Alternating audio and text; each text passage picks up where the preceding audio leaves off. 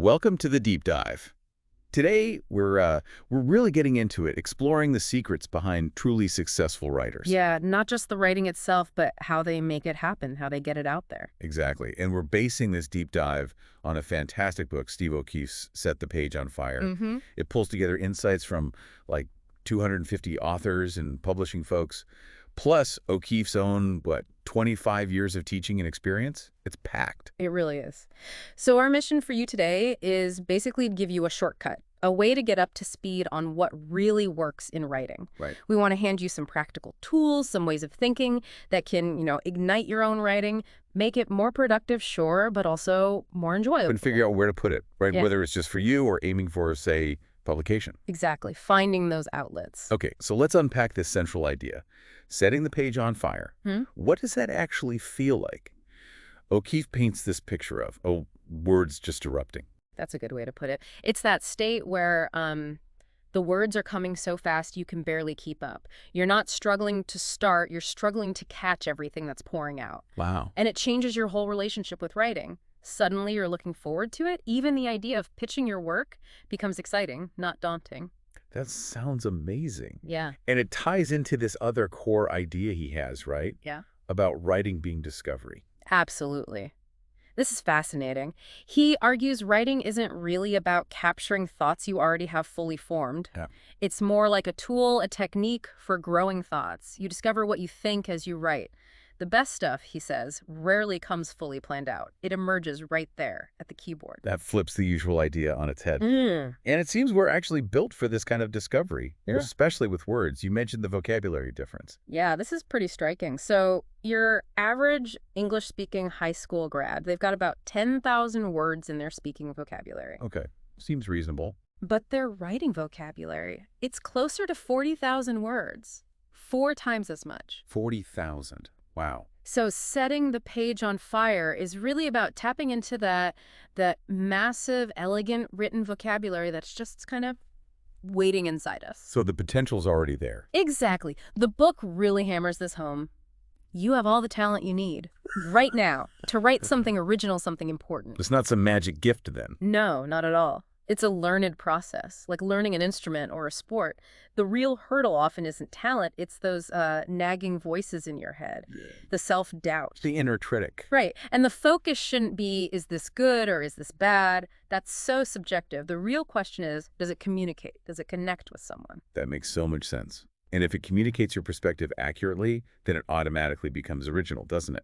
Because nobody sees the world exactly like you do. Precisely. That's the beauty of it. Your unique impressions, honestly expressed, guarantee uniqueness. He has that great example. What does your moon look like? Oh, yeah, the fish moon. Right. Instead of just full or crescent, saying fish moon, like a silverfish leaping, Yeah. it's so specific, so visual. Just 2 words, but they cast a spell, like he says, because they show your unique way of seeing. It's that personal lens. Okay, so we understand the potential, that inner fire, the vocabulary, but how do we actually, spark it, get going on the page? This is where the practical secrets come in, right? Yes, absolutely. And the first one is, maybe surprisingly, simple but powerful. Make time to write. Sounds obvious, but But it's crucial. It's less about waiting for inspiration and more about the discipline, the habit, scheduling time at the keyboard like it's a meeting you can't miss. like an appointment with yourself. Exactly. He gives examples like dedicating 2 hours a day could actually equal a book draft in a month. Wow. Or strategies like 1,000 words before dawn if you're trying to fit it around a day job. It's about commitment. And when you have that time, block out distractions. I love the advice. Write in airplane mode. Oh, definitely. The internet is practically designed to derail you, isn't it? It really is. Turning it off helps you sink into that deeper focus where the real discovery happens. And you need to expect a bit of a warm-up period when you sit down. It's natural. The writer's warm up, yeah. Right. It's that shift from your normal kind of scattered verbal thinking to the faster, more focused written stream of thought. Does it get easier? It does. That's the good news. With regular practice, that warm-up time shrinks. It might start as, say, 3 pages before you feel like you're really flowing. Okay. But for really prolific writers, it can become just a few paragraphs or even just a few minutes. And there's that funny trick to speed it up. The Puffensprachen. Did I say that right? Close enough. Yeah, Puffensprache. It's basically making up a nonsense word right at the start. Like dictophobia for fearing the right lane. That's hilarious. It sounds silly, but the point is to jolt your brain, to force it immediately beyond your normal speaking patterns and into that wider written vocabulary space. It can apparently save you like 15 minutes of warm-up. Worth a try. Definitely. And another strategy many writers use is night writing, finding quiet when the rest of the world is asleep. Right, like Elaine Vietz doing 3.0 to 16 a.m. Or Will Hutchison writing after midnight. If you struggle with daytime distractions, maybe try writing when you can't sleep, or just waking up an hour earlier than everyone else. Find that pocket of peace. That quietness seems key. What about harnessing like subconscious stuff? The book mentions using dreams. Yeah, that's a fascinating idea. Some writers actually try to sort of program their dreams. They'll focus on a problem scene before sleep, and then immediately write down any dream fragments upon waking in a journal. Think of Carl Jung's Red Book. That was basically his intensive dream journal. It's a way to tap into different layers of thought. Wild. Okay, let's talk tools. Getting the words out. It's not just typing, is it? Not at all. The core idea is writing is just thought converted into alphabet. So how you do that can vary. Dictation works. He mentions blind students using Syrian screen readers effectively. Okay. Writing longhand is also really valuable for many people. Slows you down in a good way sometimes. But he warns against computers for first drafts. He does. Wow. The temptation to edit while you write on a computer is huge, and that constant tweaking can slow you right down, make you self-censor, and lead to what he calls perfectly boring prose. Okay. The goal for that first draft is speed and flow. Write quickly, get it all out, clean it up later. Okay, another secret, and this one feels counterintuitive. Yeah. Don't talk about your writing. Really? It sounds weird, right? But think about it. When you talk about your story or your ideas, you're using that smaller 10,000-word speaking vocabulary. Right. It makes complex ideas seem smaller, less nuanced than they are in your head or on the page. And crucially, he says, it damages desire. It releases the creative tension you need to actually do the work. Like letting the air out of a balloon. He quotes Henry Moore, the sculptor, saying something similar. Exactly. Moore felt talking about a piece released the tension he needed to create it. And there's that story about the character, Mrs. Moncrief. Oh, yeah. The poor Mrs. Moncrief.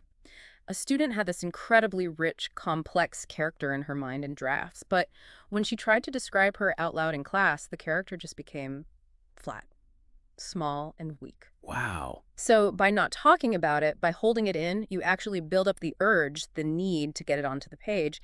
It makes showing up to write feel exciting, like Christmas Eve, he says. That's a great image. It also touches on writing about difficult things, doesn't it? How good writing can come from, well, trauma. It does. It suggests that the clarity and intensity of the feelings we have about our dramas can be a powerful fuel. Like Poppy Z. Bright, using writing to settle scores with bad restaurants, turning annoyance into art. Exactly. Or Joel A.G. writing his memoir to process deep family tragedy. It's not about dwelling, but about using writing as a process of discovery around those hurts. It can actually lead to inner peace. Channeling that energy. And it's not just about producing words, but also about taking them in, cultivating your writing ears and eyes. One way is the fake book. Which isn't about faking anything, right? No. It's about keeping a journal or scrapbook where you copy down passages of writing that you absolutely love, quotes that delight you. Like from Brenda Ueland or Van Gogh on art or Trevor Noah on comedy and truth. Precisely. You're not copying to steal, you're copying to absorb, to internalize the rhythms, the vocabulary, the style. Thomas Jefferson apparently did this with poems, and it influenced his own famous writing. Interesting. And related to that is listening exercises. Yeah. Actively, intensely listening to the world around you. Conversations, music, nature, whatever. And the goal is? The goal is to practice finding the exact words to capture what you're hearing. He gives that example of listening in New Orleans, trying to describe the specific sound of different church bells or air conditioners or motors. It forces you to be specific, to notice details. It reveals your unique way of hearing the world. Exactly. And sharpens your descriptive skills. Then there's the 30-up cliche buster. Fighting tired phrases. Right. Take a common cliche and brainstorm like 30 alternative ways to express that same idea, but make it fresh, specific to your story, turning cliches into illuminated treasure maps, as he puts it, customizing the language. So, okay, you've done all this work. You're setting the page on fire. What about getting it out there, finding an audience? The book says it's actually easier now than ever. In many ways, yes. Because of desktop publishing, the internet, there are just so many potential outlets. Websites, newspapers, magazines, journals. Maybe not always paid, but places to share your work. So where do you start? What are some easy outlets? Well, the simplest is often journaling. Just for yourself. Keeps the engine running. Exactly. Keeps your muse close, builds up material.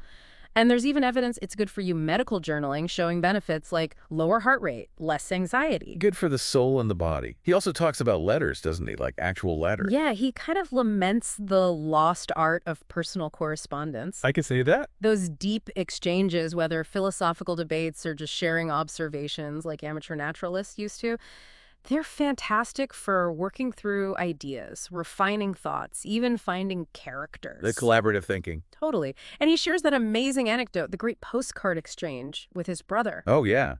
Writing stories and making art on postcards. Yeah. And even a banana. A banana sent through the mail. Can you imagine? Yeah. Just pure creative fun, pushing boundaries. That's fantastic. Okay, more conventionally, there's blogging. Still a great way to publish shorter pieces, build up a portfolio, get your name out there. He mentions family blogs, helping nephews build portfolios. Even with AI content rising, a personal blog still has value for voice. Definitely. And here's a sneaky one. Stealing time from your employer. Uh-oh.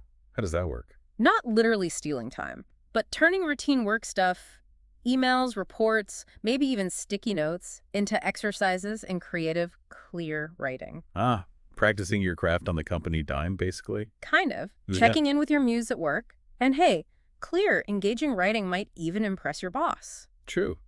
What about reviewing things? Books, music, tech? Excellent way in. Think of kids reviewing phones on YouTube. It's a great path to break into any publication, potentially. You get visibility with editors, authors, agents, maybe even free stuff. That working while writing. Nice.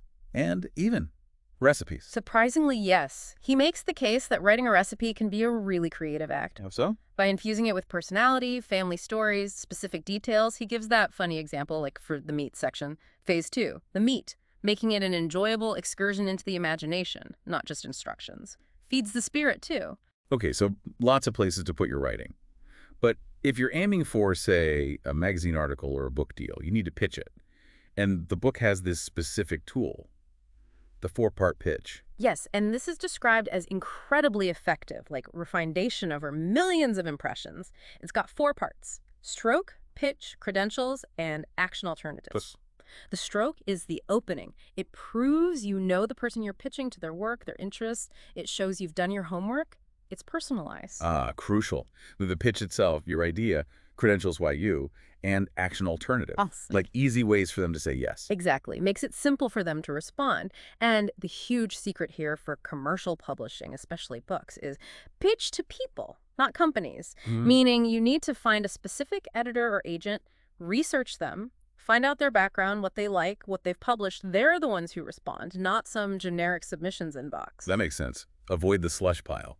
The book has examples of bad pitches too, right? The pitch letter disasters. Yeah. Oh, yeah. Hilarious but painful examples. Letters describing how thick the manuscript is, or full of typos. Yikes. It just underscores how vital it is to focus on the recipient, be professional, show respect for their time. So does this 4-part pitch actually work? Any success stories? Absolutely. The standout is the mysterious Maggie Thrash. Tell me about her. She had basically 0 writing credits, none, but she crafted this brilliant 4-part pitch, really strong stroke showing she knew the agent, and used her background in a totally different field as creative credentials. Landed a top agent, got book deals with Simon & Schuster, Honor Girl, We Know It Was You, huge success purely based on the strength of that pitch. Wow. That's proof right there. And another quick one, Susan Farron's Fireman's Wife pitch. What happened there? Super targeted subject line, clearly knew the agent, Will Schwab, and his interests. Got representation from a top agency in literally 2 days. 2 days. That's incredible. It really shows the power of doing that research. It really does. But the book also stresses tenacity. Ah, the long game. Yeah. It says it takes, on average, something like 8 years for a first-time author to really break out. 8 years. Oof. That's a commitment. It is. But almost every author interviewed said it was absolutely worth it, and the second book often comes much faster. It's just getting that first one over the line. Compared to self-publishing, Yeah. which has its own set of massive challenges, right? Yeah. Marketing, distribution. Exactly. Different kind of marathon with potentially more headaches if you're not prepared for the business side. Okay, so wrapping this up, we've covered a lot. From igniting that inner creative fire and tapping into our hidden vocabulary, To building practical habits, making time, overcoming hurdles. and then finding outlets, whether it's a journal or a major publisher, using tools like that four-part pitch, it's really about the whole journey. It is. Discipline, discovery, and ultimately communication, getting your unique truth out there. So maybe a final thought for our listeners to take away from all this. Okay, here's something to chew on. Every single reader gets something unique, something personal from what you write. Your specific way of seeing things, if you express it accurately, genuinely broadens the world for someone else. That's powerful. And it can have ripples you never expect. Inspire someone, connect with someone, maybe even change a life in a small or big way. Your vision is valuable and it's perishable. If you don't get it down, you might lose the chance. So I'll have. What unique vision will you share? Knowing that just the act of writing it is itself one of the great joys. A perfect question to end on. Thank you for joining us on this deep dive.